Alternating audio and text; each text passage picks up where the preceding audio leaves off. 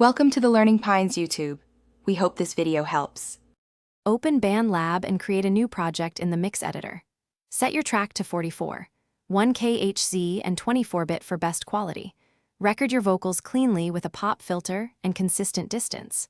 Solo the vocal track and trim silence before applying pitch correction. Duplicate the track so you keep an untouched dry copy for backup.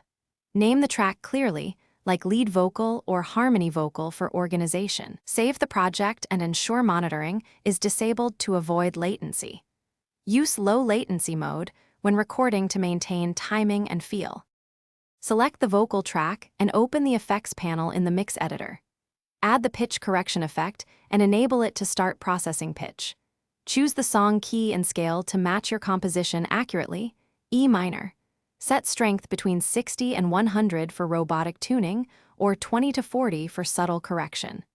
Adjust retune speed to 10 to 40 milliseconds for natural pitch transitions. Use humanize at low values to preserve sustained notes and breathy textures.